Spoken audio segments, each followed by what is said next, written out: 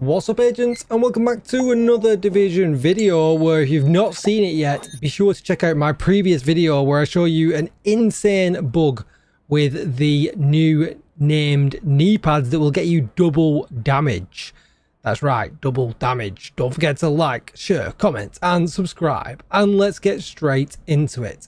Right, so we're just in the range and I'm going to go through a couple of things with this build right from the rip just to clear everything up. So there'll be a whole bunch of variations, losing my voice, a whole bunch of variations of this build floating around, I assume, once this cotton's on.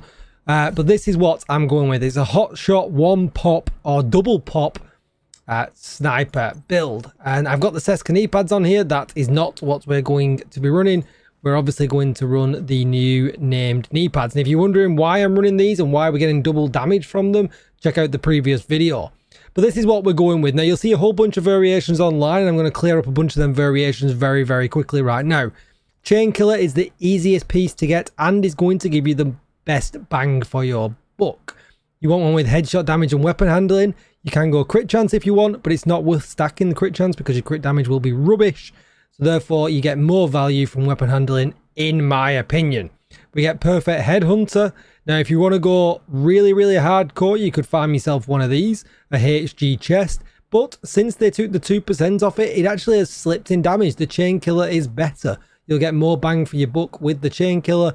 So this, although is a unicorn, as you can see, it's not a unicorn worth farming when you can get a Chain Killer very, very easily. Don't run it, you're going to nerf yourself. Then we've got other options for the backpack. We've got the Araldi backpack. Marksman rifle damage, great. Headshot damage, weapon handling, as we've already talked about, with vigilance. If you don't want to go vigilance, you can go unstoppable force.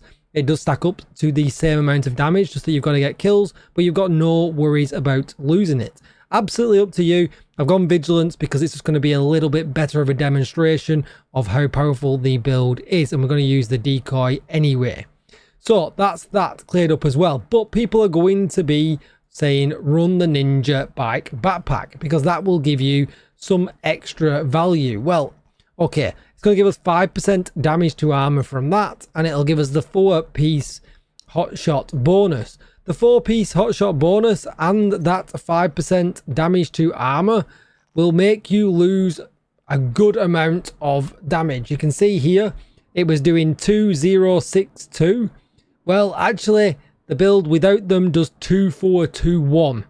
So it's a significant drop in damage that you don't really want for not a lot of gain. The only gain you're going to get here is some armor recovery. We shouldn't really need that. And we don't have to worry too much about refilling the magazine because we're using Determined. We're never going to need to reload that magazine anyway.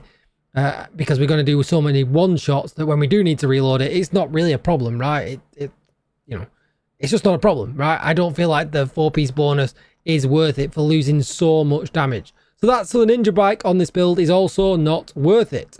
Definitely not worth putting the hot shot on because that's all about refilling the magazine, allowing you to miss one shot on the hot shot, one extra shot anyway.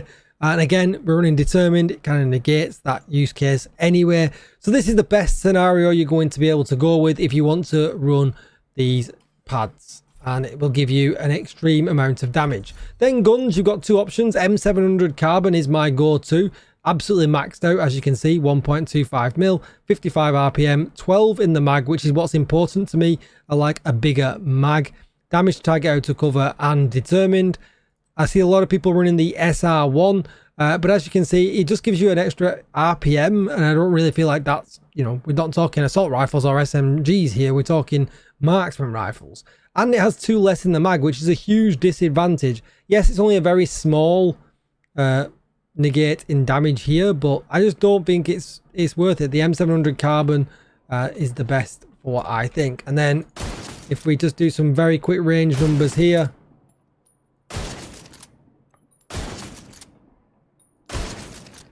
and you should be able to see them in the bottom. I don't think it's moving. But as you can see, as I said before, well, there you go, 254. That's the health damage. If we flip it to an elite,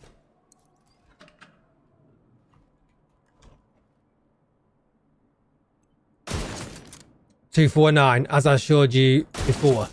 So yeah, that's the best I think. And now we'll go and do a little bit of a demo. If you're wondering why I'm doing so much damage, do make sure you check out my previous video on the knee pads. And I'll also link it at the end of this video and, you know, all of that good stuff.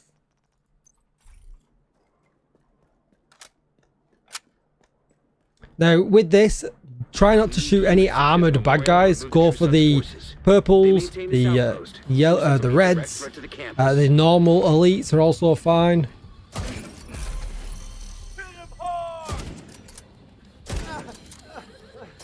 So this is the biggest problem with this build, right? You've got to get it going. Because at this point, we are doing half damage, right? Which sucks. But now we've got determined on. We can rock and roll. And it makes it that easy. It literally halves the amount of bullets you need in every area. If you lose it because you're fighting against hyenas or, you know, and things like that, it is definitely understandable.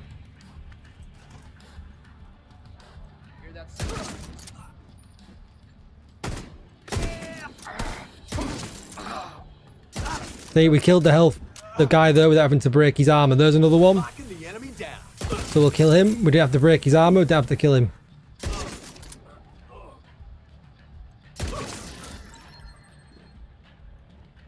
He escaped it. Cunt it a barn door. Immediate medical assistance needed. And we'll just see how it gets on in this section here. But I think you've probably seen how good this is.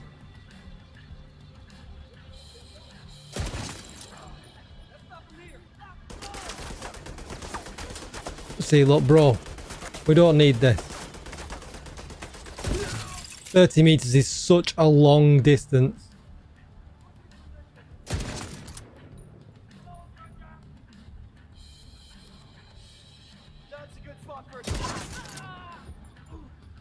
Peek. We'll try and get them all at distance. See if we can kill the chunga with shooting one of the other bad guys. Question is, did we get the chunga? Because there's only 3 come out. No, we didn't. Oh, hang on. Was there anyone else alive? Nah, alright. We popped his head. And we are going to do half damage now. And we'll say goodbye to him at that point. Shame we didn't get the purple to kill it. But that is a shame because it is a bit of RNG at that point, I guess. But yeah, that's going to be it for the video. I hope you have enjoyed. So very quick look at stats. You can see we're at 266% headshot damage. You can ramp that up if you want. You could put some kind of crazy scope on here, but I don't like to do that. And add yourself, you know, an extra 30% or 45%. That would also work. I went reload speed on the bottom, crit chance there for no reason whatsoever, but you can go stability, accuracy, optimal range, anything that you like. Obviously some extra rounds. And then obviously here we're just going hot shot, which gives us weapon damage, double headshot, more headshot, more headshot. The knees, which we don't do any alteration to whatsoever. I don't think you can. I don't think you can. Then the chain killer with weapon handling and headshot. And a backpack, marksman rifle, weapon damage, headshot, vigilance, or unstoppable force. And then that's it. So that's going to be it for the video. I hope you're enjoying. And don't forget to like, share, comment, and subscribe because you're getting double damage. And I will see you in the next one. Thanks for watching. Bye-bye.